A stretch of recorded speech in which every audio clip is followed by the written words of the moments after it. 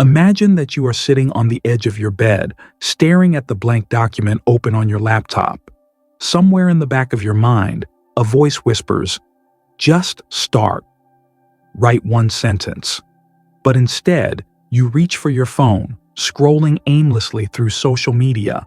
Hours pass, and still, nothing has been written.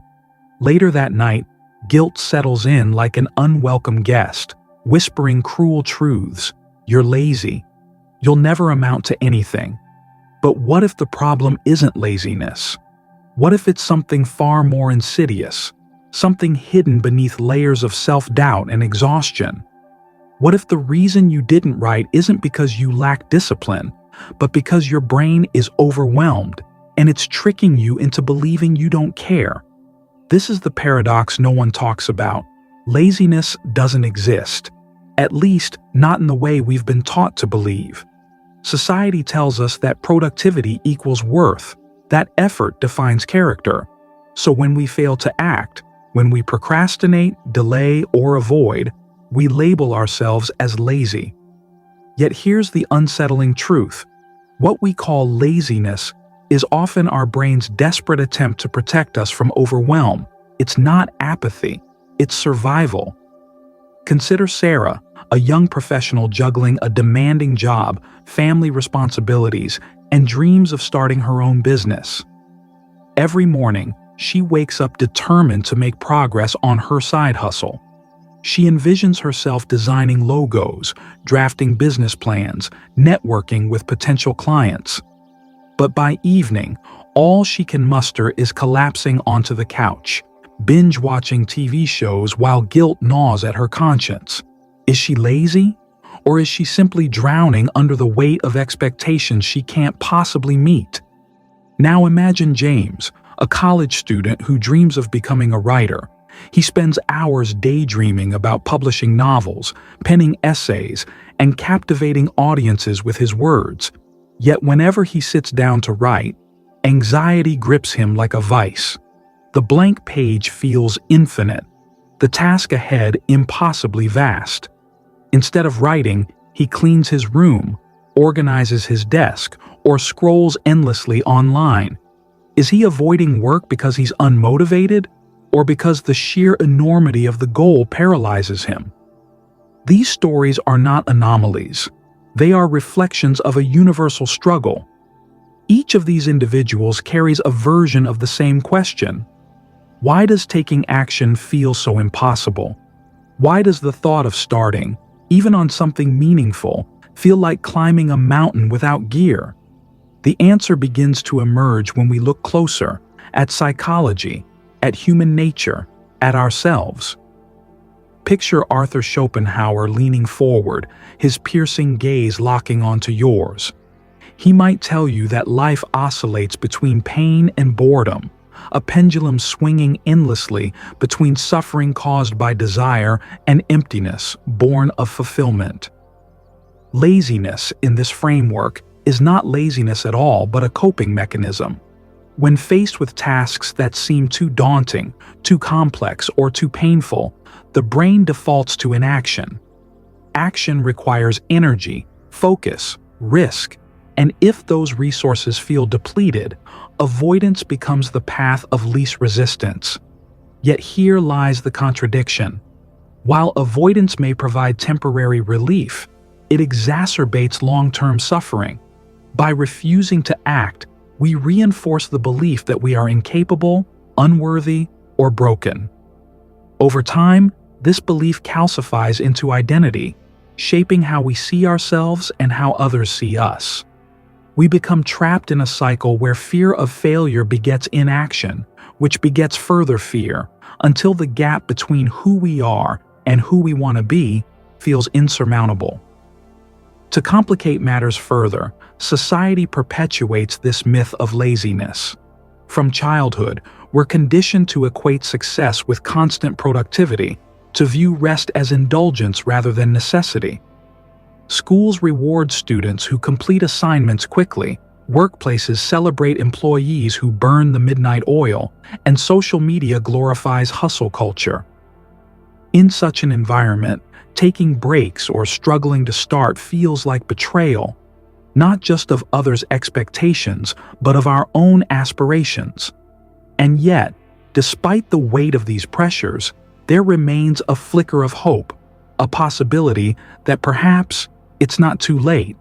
Perhaps the inertia we mistake for laziness isn't permanent. Perhaps it's a signal, a cry for help from a brain overwhelmed by demands it cannot process. What if the solution lies not in forcing yourself to do more, but in understanding why you feel unable to move? Before we proceed, pause for a moment. Look inward. Ask yourself, when was the last time you called yourself lazy? What were you trying to accomplish? And most importantly, did you ever stop to ask why starting felt so hard? Why does the brain push us toward inaction when action is what we crave? To answer this, we must journey into the labyrinth of human psychology, a place where survival instincts collide with modern complexities. Here, overwhelm isn't just a fleeting sensation, it's a deeply ingrained response, shaped by millennia of evolution, societal conditioning, and personal experience. It whispers in tongues both primal and sophisticated, convincing you that stillness is safer than movement, even when movement is necessary for growth. Imagine Carl Jung sitting across from you. He would tell you that overwhelm originates in the shadow, the unconscious part of ourselves we refuse to acknowledge or accept. The shadow houses our repressed desires, unresolved traumas, and unspoken fears. When left unexamined, it festers, manifesting as resistance to tasks that trigger discomfort. Every time you avoid writing, starting a project, or pursuing a dream, you're not being lazy.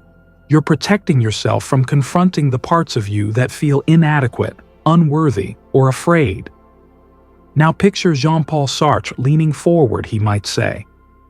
Overwhelm arises not because we lack options, but because we have too many. In today's hyper-connected world, every decision carries weight. What should I prioritize? How do I measure success? Am I doing enough? These questions paralyze us, creating a mental gridlock that masquerades as laziness. Sartre would challenge you to ask, are you avoiding action because it feels impossible, or because it forces you to take responsibility for your choices? To ground this in reality, let's revisit Sarah, the young professional introduced earlier. Her inability to work on her side hustle stems not just from exhaustion, but from a broader cultural script that equates busyness with worthiness.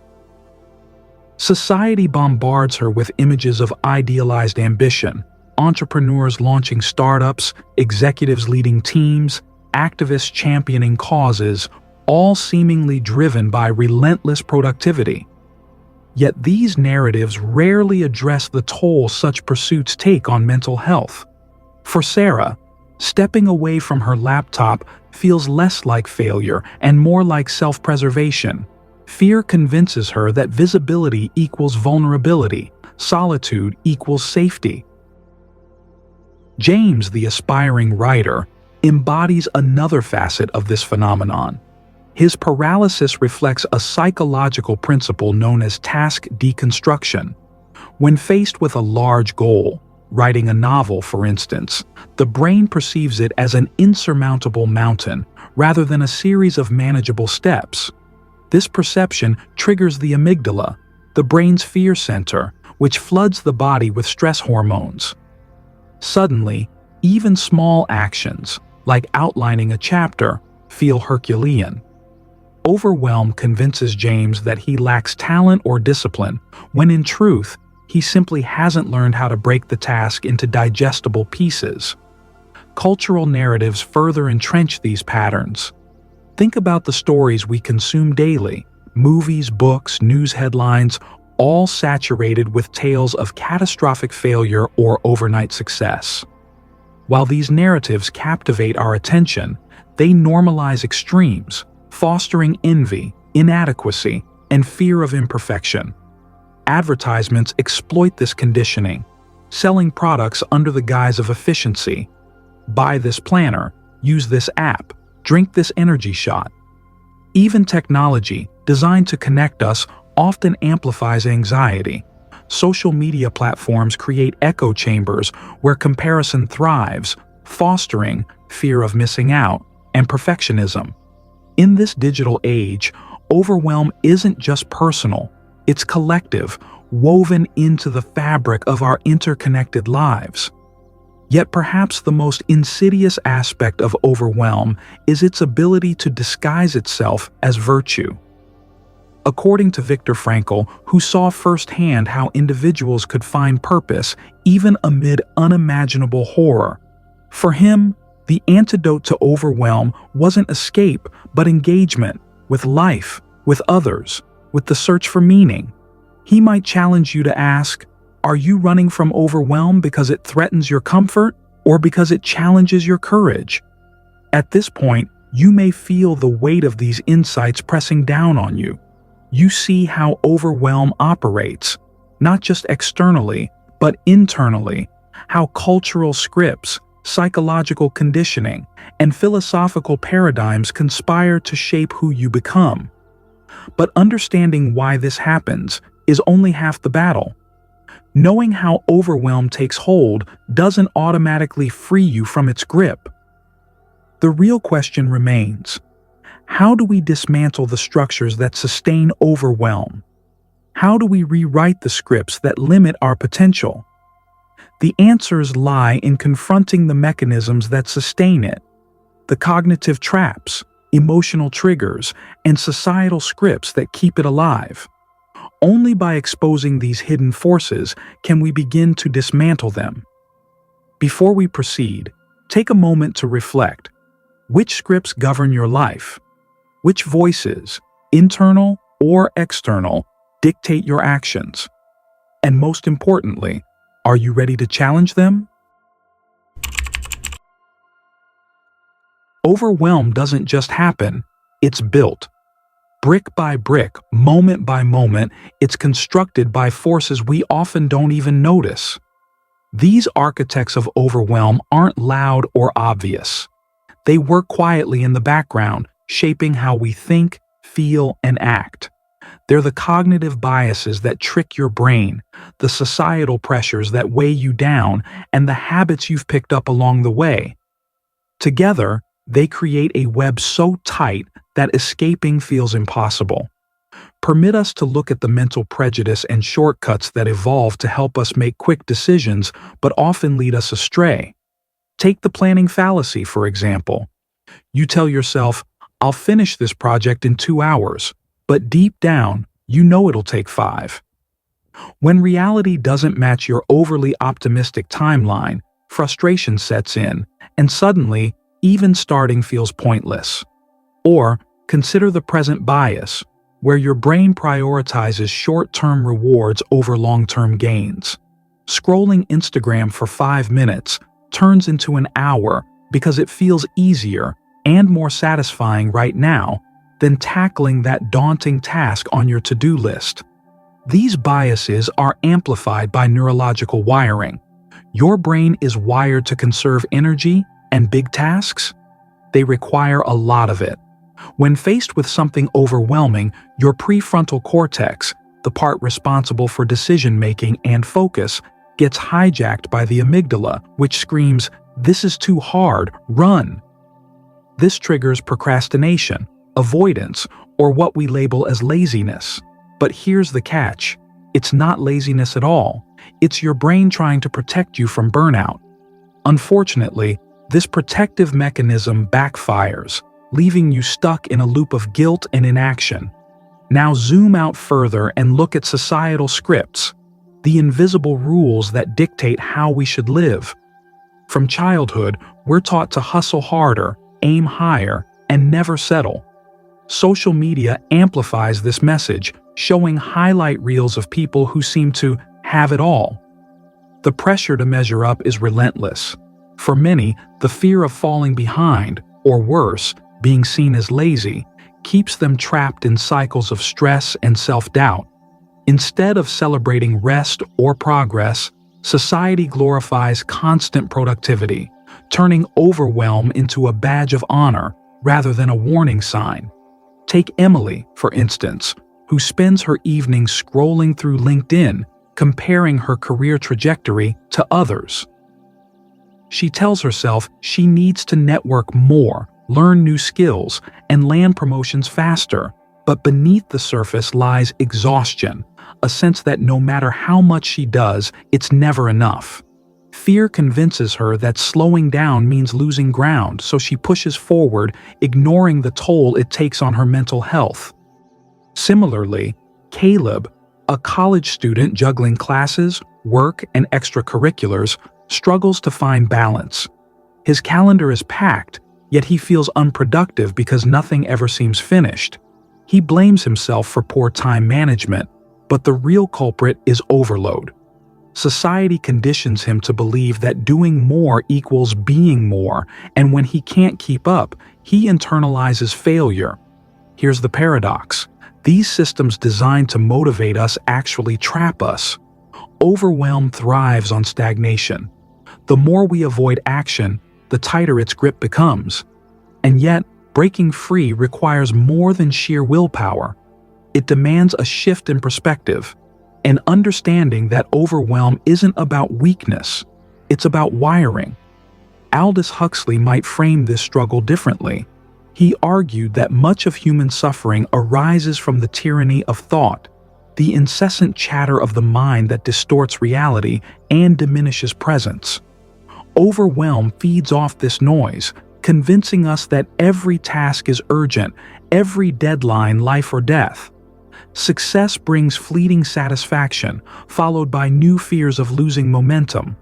Failure plunges us into shame, reinforcing the belief that taking chances is inherently dangerous. Either way, overwhelm ensures we remain trapped in its cycle. So how do we dismantle the structures that sustain it? How do we escape this unseen trap? The process begins with awareness, identifying the cognitive traps, emotional triggers, and cultural narratives that keep us bound. But awareness alone isn't enough. We must also cultivate tools to challenge these forces, to rewire our brains and reshape our beliefs. Before moving forward, pause for a moment. Reflect on the ways overwhelm has shaped your life. Which biases cloud your judgment? Which societal messages echo in your mind? And most importantly, are you ready to question them? What if everything you've been told about productivity, motivation, and success is wrong? What if the key to overcoming overwhelm isn't working harder or longer, but thinking differently? This is the moment to challenge everything you thought you knew. Overwhelm isn't a life sentence, it's a pattern, and patterns can be broken. Let's turn to Friedrich Nietzsche for guidance here. He famously declared, "That which does not kill us makes us stronger." While often misinterpreted as glorifying suffering, his words carry profound wisdom when applied to overwhelm. Every time you face a daunting task head-on, you weaken its power over you. You prove to yourself that the mountain isn't as steep as it seems. With each small victory, overwhelm loses its grip until eventually it becomes nothing more than a whisper, a reminder of how far you've come. One powerful tool for initiating this transformation is micro-progress. Think of it as exposure therapy for your brain. Instead of trying to tackle an entire project at once, break it into bite-sized pieces. Want to write a book? Start with one paragraph. Need to clean your house? Focus on one drawer. These tiny actions might seem insignificant, but they accumulate over time, rewiring your brain to associate effort with progress rather than pain. Each step forward builds momentum, creating a snowball effect that propels you toward bigger goals. Consider Viktor Frankl's concept of tragic optimism, which teaches us to find meaning even in the face of suffering. Frankl believed that while we cannot always control our circumstances, we can choose our response to them. When overwhelm arises, not as external pressure but as internalized belief, you lean into it.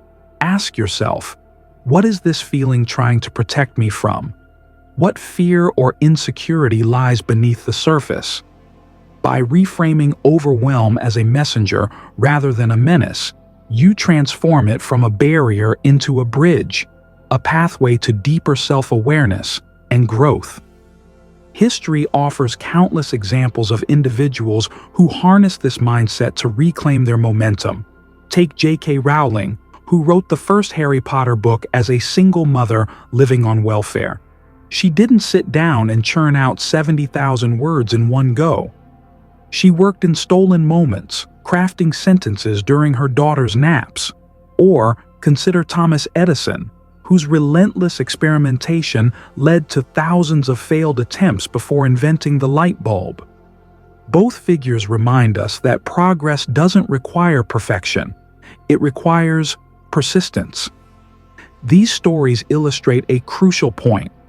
Freedom from overwhelm is not about eliminating it entirely, but learning to move forward despite it.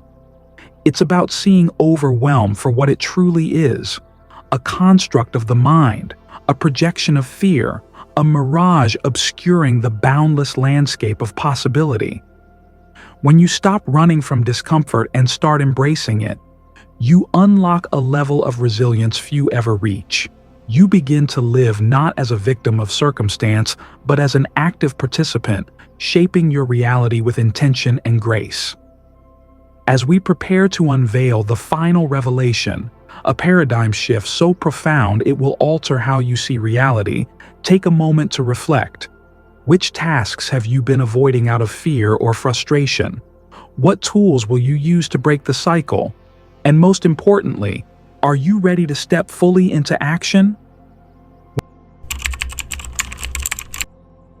For years, perhaps decades, you've approached life like someone throwing stones into a lake. One task after another, one worry piling onto the next, until the ripples became waves crashing over you. Now, as you gaze into the glassy expanse, you realize something extraordinary. The chaos wasn't real. It was never about the tasks themselves. It was about how you saw them. Overwhelm isn't an external force. It's an internal story, and stories can be rewritten. This is the final revelation, the truth that redefines everything. You are already capable. Not in the way society defines capability, not as someone who produces endlessly or achieves constantly, but as someone who exists fully, unapologetically, authentically. Overwhelm operates on the lie that you're inadequate, that you must do more to prove your worth. Yet here, in this moment of clarity, you see the truth. You belong not because of what you accomplish, but because of who you are. Your presence itself is enough. Now, picture Arthur Schopenhauer's pendulum swinging between desire and boredom, one moment pulling you toward ambition, the next leaving you adrift in emptiness. For much of your life, you may have believed this oscillation was inevitable, that dissatisfaction was an unavoidable facet of the human condition. But here's the deeper insight. The pendulum only moves because you keep pushing it. Desire stems from attachment to outcomes, identities, expectations. Let go of attachment, and the pendulum slows, eventually coming to rest in a state of equanimity. Overwhelm loses its grip because there is nothing left to protect, nothing left to prove. What remains is pure presence, the ability to inhabit each moment fully without clinging to the past or grasping for the future. This realization echoes the teachings of Eckhart Tolle, who reminds us that most of our suffering occurs in the mind, not in reality. We ruminate over events that haven't happened, replay scenarios that no longer exist, and project anxieties onto futures that may never arrive. Overwhelm thrives in this mental time travel, feeding off our resistance to the present. When you anchor yourself firmly in the now, overwhelm dissolves like mist under sunlight. You realize that the only thing you ever truly have is this moment, and within it lies infinite potential. Let's revisit Sarah, the young professional torn between her demanding job and her dream of starting a business. After months of grappling with overwhelm, she finally takes the leap, not recklessly, but with careful preparation and unwavering resolve. She sets aside evenings for her side hustle, enrolls in seminars, workshops, learns a new skill, and drafts a plan to launch her venture. Along the way, challenges arise. Clients reject proposals, critics dismiss her ideas, customers hesitate to buy. Yet each obstacle feels less like a setback and more like a puzzle to solve. Why? Because Sarah has shifted her focus from outcome to process. Success is no longer defined by accolades or sales, but by the joy of building something meaningful, one step at a time.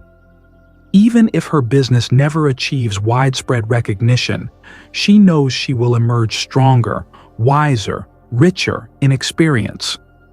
Overwhelm has transformed from a barrier into fuel, propelling her toward her vision. James undergoes a similar metamorphosis. No longer paralyzed by the specter of failure, he begins approaching his writing with curiosity rather than desperation.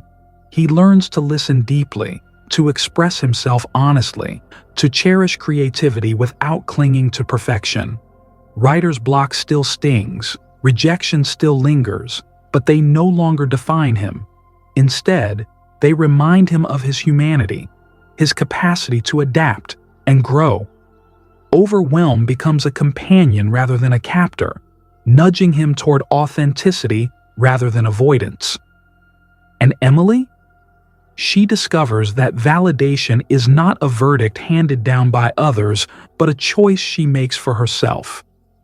Her journal entries gain depth and honesty, reflecting not just her struggles, but her triumphs, her questions, her dreams. Young writers seek her guidance, inspired by her courage to pursue passion despite doubt. Overwhelm, once a shadow looming over her days, becomes a catalyst for reinvention, proving that creativity knows no expiration date. These transformations reveal a universal truth. Freedom from overwhelm is not the absence of overwhelm, but the ability to move forward despite it. It is the courage to embrace uncertainty, to trust in your capacity to adapt and evolve.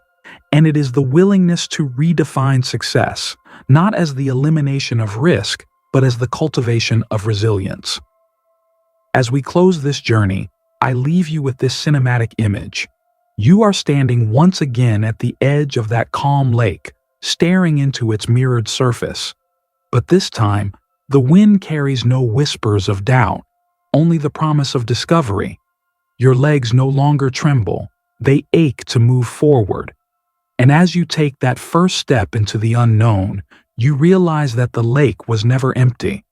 It was filled with the infinite possibilities of who you could become. Go now. Step boldly. Live authentically. Thank you for watching this video. I hope it was insightful and educative. If you like this video, do well to click like, share, and subscribe for more insightful videos like this. See you later. Bye.